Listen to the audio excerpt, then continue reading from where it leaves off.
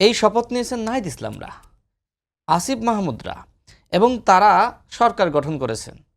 তার মানে কি? তার মানে যারা পরবর্তীতে এই সংবিধানটা চাননি তারা কিন্তু ওই সংবিধান মেনেই শপথ নিয়েছেন। এবার আসি রাষ্ট্রপতি। দেখেন, রাষ্ট্রপতির অপসারণের কথা কারা বলেছে? সেই একই ব্যক্তিরা, এনসিপির বর্তমান নেতারা। নাহিদ ইসলামের একটি বক্তব্য সামাজিক যোগাযোগ মাধ্যমে কয়েকদিন আগে ভাইরাল হয়েছে। তিনি বলছেন রাষ্ট্রপতিকে বহাল রেখে অন্তর্বর্তীকালীন সরকার গঠন। কার সাথে কথা বলছেন? ডক্টর মোহাম্মদ ইউনূসের সাথে। তাকে জানাচ্ছেন এই কথা।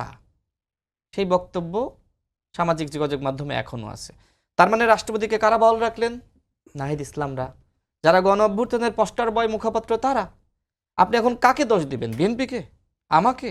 আপনাকে? সম্ভবপর নয়। আপনি যখন একটা সরকার গঠন করে ফেলিয়েছেন 106 অনুযায়ী, আপনি বলছেন যে এই সরকার সাংবিধানিক না। অবশ্যই সরকার সাংবিধানিক। সংবিধানে অন্তর্ভুক্ত করা আছে ডক্ট্রিন অফ নেসেসিটি, তাই না? এটা তো সংবিধানের বাইরে না।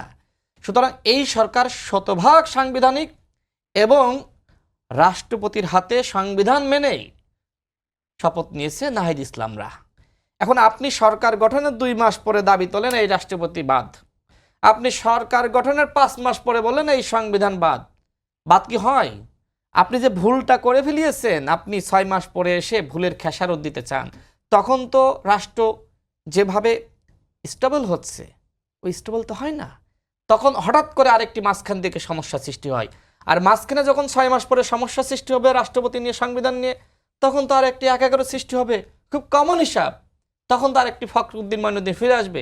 এখন আপনি কি এই মাঝপথে এসে সংবিধান বাতিল করে আর রাষ্ট্রপতিকে বাতিল করে একটা আনস্টেবল সিচুয়েশন তৈরি করবেন? তাহলে আপনার উদ্দেশ্য কি? আপনি চাচ্ছেন যে শৃঙ্খল না হোক দেশটা, আপনি চাচ্ছেন যে বিশৃঙ্খলার পথে দেশটা যাক। আমার প্রশ্ন হলো, আপনি গণপরিষদ করেন, আমার কোনো আপত্তি নাই। আপনি সংবিধান বাতিল করেন, কোনো আপত্তি নাই। কিন্তু এইটা শপথ নেওয়ার আগে কেন করলেন না? আপনি বলছেন জাতীয় সরকারের কথা। এখন তো মাহফুজ আলম, বিএনপি যে আমাদের উপর দায় চাপাচ্ছে।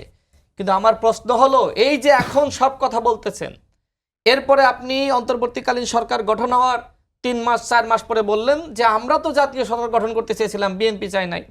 বিএনপির কি ওই সময় এত হ্যাডাম ছিল? নেতৃত্ব আপনারা দিয়েছেন, আপনার পিছনে ছিল বিএনপি। আপনার সামনে ছিল না, আপনার পিছনে ছিল, আপনার সাথে ছিল। সেই বিএনপিকে তো এত মাস পরে দোষ দিলে হবে না। ওই সময় আপনি প্রকাশ্যে বলতেন যে আমরা একটি জাতীয় সরকার গঠন করতে চাই। আপনি বলেন নাই ডক্টর মোহাম্মদ ইউনূসের নেতৃত্বে আমরা সরকার গঠন করতে চাই? এই কথা আপনি বলতে পেরেছেন। আর আপনি বলতে পারেন নাই ডক্টর মোহাম্মদ ইউনূসের নেতৃত্বে আমরা সর্বদলীয় সরকার গঠন করতে চাই। কেন বলেন নাই? এখন এই প্রসঙ্গগুলো আসলে প্রাসঙ্গিক না। ভুল যদি কেউ করে থাকে, সেই ভুল বিএনপি করে নাই, সেই ভুল গণ অধিকার পরিষদ করে নাই, জামাত করে নাই। ভুল করলে যারা গণ অভ্যুত্থানের সামনে ছিল তারা করেছে।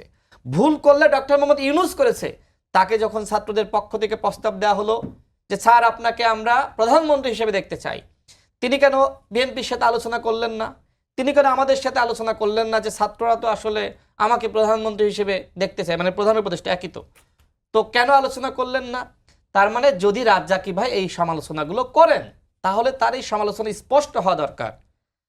অন্যথায় পাবলিক কিন্তু ভুল মেসেজ পায় যে এটা কি আসলে বিএনপির দোষ, এটা কি জামাতের দোষ, এটা কি গণ অধিকার পরিষদের দোষ। যেহেতু এই ভুলগুলো ছাত্ররা করেছে, নাহিদ ইসলামরা করেছে, সুতরাং এইগুলো যদি আমরা স্পষ্ট করি তাহলে মানুষ আসলে সঠিক মেসেজটা পাবে। আমি এই কারণে এই বক্তব্যগুলো সামনে আনলাম। আর যেহেতু নাহিদ ইসলামরা, আসিফ মাহমুদরা আমাদের খুবই ঘনিষ্ঠ, আমরা একসাথে ছাত্র রাজনীতি করেছি, দীর্ঘ সময় একসাথে রাজনীতি করেছি, সুতরাং কি হয়েছে সেটা আমি জানি। আর সেই জানার কারণেই বলছি, এই উপদেষ্টা পরিষদে যারা আছে এদেরকে সিলেকশন করেছে নাহিদ ইসলামরা, আসিফ মাহমুদরা।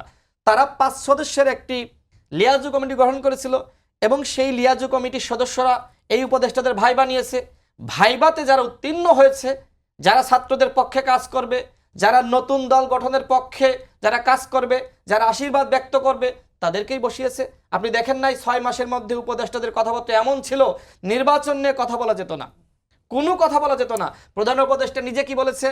তিনি বলেছেন ছাত্রদের এখন একটি দল গঠন করা দরকার।